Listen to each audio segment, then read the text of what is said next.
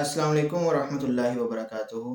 सामीन मोहतरम, क्या जिस तरह हम अल्लाह ताला से रोज़ाना की बुनियाद पर नेमतों का मुतालबा करते हैं, क्या उसी तरह हम रोज़ाना की बुनियाद पर अल्लाह ताला की दी हुई नेमतों का शुक्र अदा करते हैं? क्या जिस तरह अल्लाह ताला की नेमतों का शुक्र अदा करने का हक है, हम उस तरह अल्लाह ताला की नेमतों का शुक्र अदा करते हैं? तो आइए आज हम शुक्र के हवाले से कुछ सीखते हैं कि अल्लाह रब्बुल इज़्ज़त और प्यारे हबीब सल्लल्लाहु अलैहि वसल्लम ने हमें शुक्र करने के हवाले से क्या इरशाद फरमाया। अल्लाह रब्बुल इज़्ज़त कुरान मजीद में इरशाद फरमाता है, मा यफ़अलुल्लाहु बिअज़ाबिकुम इन शकरतुम व आमनतुम, कि अल्लाह ताला तुम्हें अजाब दे के क्या करेगा अगर तुम शुक्र करो और ईमान लाओ। मुफस्सिरीन फरमाते हैं कि यहाँ पर अल्लाह ताला ने शुक्र को ईमान के साथ मिलाकर जिक्र किया कि अगर शुक्र और ईमान ये दोनों चीज़ें होंगी तो तुम्हें अजाब नहीं दिया जाएगा।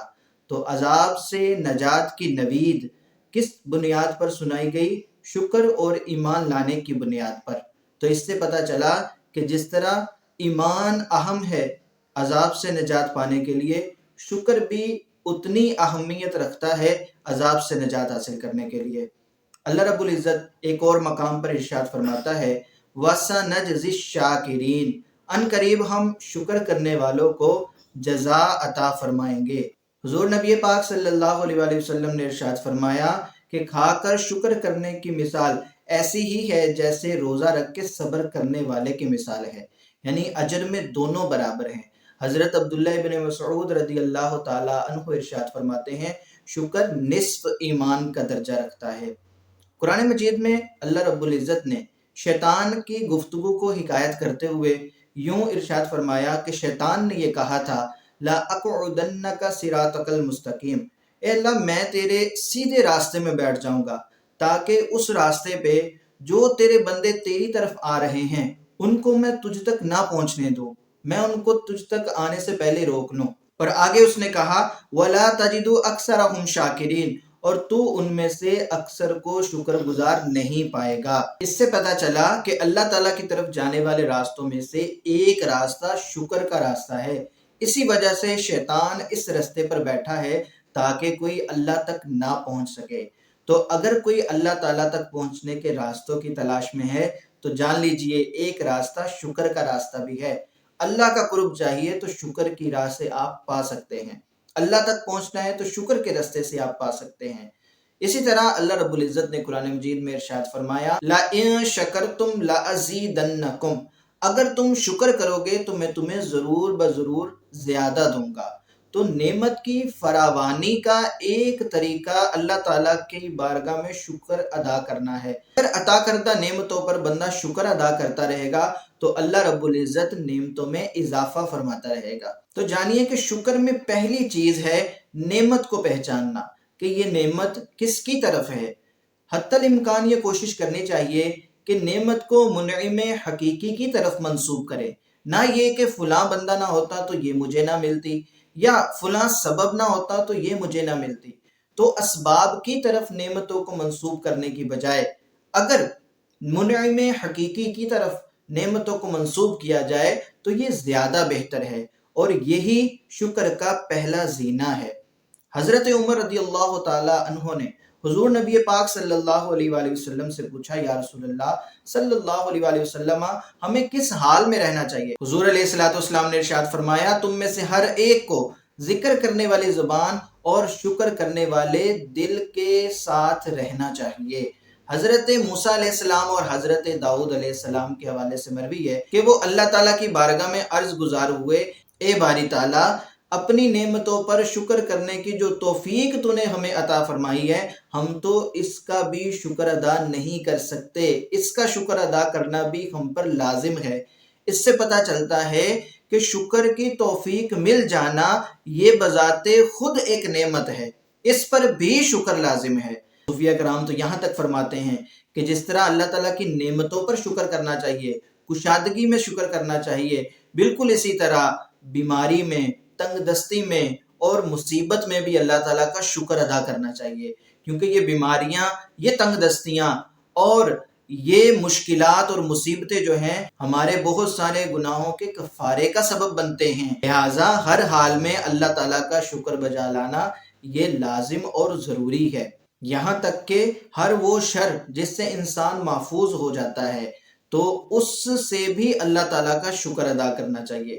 بہت سارے لوگوں کو دیکھا کہ وہ اپنی تعریفیں کرتے ہیں کہ مجھے آج تک کبھی کسی سارجنٹ نے نہیں روکا، کبھی کسی پولیس والے نے نہیں روکا، آج تک میں تو کبھی نہیں پکڑا گیا، آج تک میرا تو کسی نے پرس نہیں مارا، آج تک ہمارے گھر میں تو کبھی چوری نہیں ہوئی۔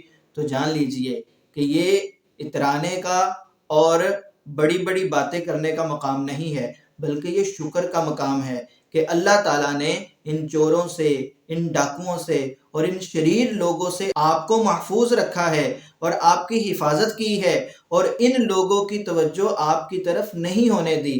یہ اللہ تعالیٰ کے شکر کرنے کا مقام ہے، یہ اللہ تعالیٰ کا فضل ہے اور اس کا کرم ہے کہ آپ کے ساتھ ایسا معاملہ کبھی نہیں ہوا، لہٰذا اس پر اللہ تعالیٰ کا شکر ادا کرنا چاہیے۔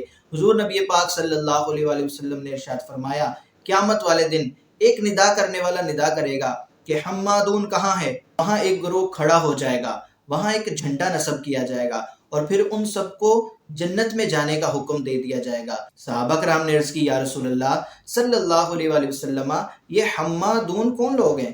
پیارے آقا نے فرمایا، یہ وہ اللہ تعالیٰ کے بندے ہیں کہ جو خوشی اور سہولت میں بھی اللہ تعالیٰ کا شکر ادا کرتے تھے، تنگی اور مصیبت میں بھی اللہ تعالیٰ کا شکر ادا کرتے تھے۔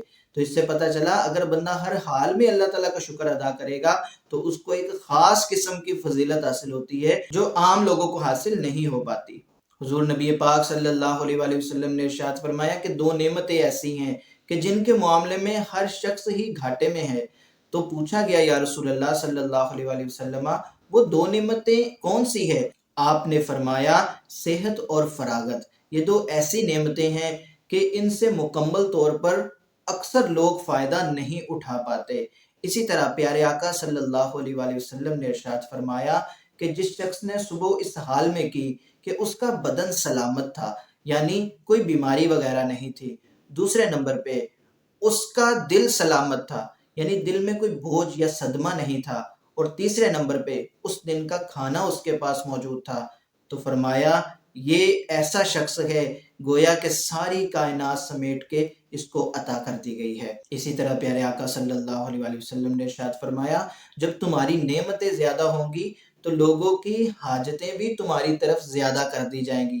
تو جو بندہ حاجت مندوں سے برا سلوک کرتا ہے گویا کہ وہ اپنی ان نعمتوں کو خاتمے کے لیے پیش کر دیتا ہے۔ اگر اپنی نعمتوں کی بقا چاہیے تو ضروری ہے کہ جو حاجت مند ہمارے پاس آتے ہیں ان کے ساتھ اچھا برتاؤ کیا جائے۔ ایک شخص نے یوں کہا، الحمدللہ بالاسلام۔ پیارے آقا صلی اللہ علیہ وآلہ وسلم نے ارشاد فرمایا کہ اس نے بہت بڑی نعمت کا شکر ادا کیا ہے، کہ ساری نعمتوں میں سے سب سے بڑی نعمت وہ ایمان کی نعمت ہے، اور پھر حضور علیہ الصلوۃ والسلام کی ذات اقدس یہ بڑی نعمت ہے، اور پھر قرآن مجید یہ اللہ تعالیٰ کی بہت بڑی نعمت ہے۔ حضرت مخلد بن حسین ازدی رحمت اللہ تعالیٰ علیہ نے ارشاد فرمایا کہ گناہ کو ترک کر دینا بھی یہ شکر ادا کرنا ہے، کہ شکر کی ایک صورت یہ بھی ہے کہ بندہ گناہوں کو ترک کر دے۔ حضرت ابو حازم رحمت اللہ تعالیٰ علیہ نے ارشاد فرمایا کہ جس نعمت سے اللہ کا قرب حاصل نہ ہو تو وہ نعمت در حقیقت مصیبت اور آزمائش ہوتی ہے۔ ہر عضو کا شکر بندے پر لازم ہوتا ہے۔ آنکھوں کا شکر یہ اس طرح سے ہے کہ بندہ ان آنکھوں کو اللہ تعالیٰ کی نافرمانی کے لیے استعمال نہ کرے۔ زبان کا شکر یہ ہے کہ زبان سے اللہ کا ذکر کیا جائے، سچ بولا جائے، جھوٹ نہ بولا جائے، غیبت نہ کی جائے، چغلی نہ کھائی جائے۔ اگر ان کاموں کو کیا جائے تو یہ زبان کا شکر ادا کرنا ہوگا۔ کانوں کا شکر کیا ہے کہ بری چیزیں نہ سنی جائیں، اور جو اچھی چیزیں ہیں، وہ چیزیں جو اللہ تک لے کے جانے والی ہیں، جو نیکیوں والی ہیں، وہ سنی جائے، تلاوت سنی جائے، نعت سنی جائے، تو یہ کانوں کا شکر کہلاتا ہے۔ ہاتھوں کا شکر یہ ہے کہ کسی کو اذیت نہ دی جائے اور کسی کی مدد کی جائے۔ پاؤں کا شکر یہ ہے کہ اچھے کاموں کی طرف قدم بڑھائے جائے اور بری جگہوں اور برے کاموں کے لیے ان قدموں کو نہ اٹھایا جائے۔ یہ پاؤں کا شکر ہے۔ تو سامعین محترم، ہمیں ہر حال میں ہر وقت اللہ تعالیٰ کا شکر بجا لانا چاہیے۔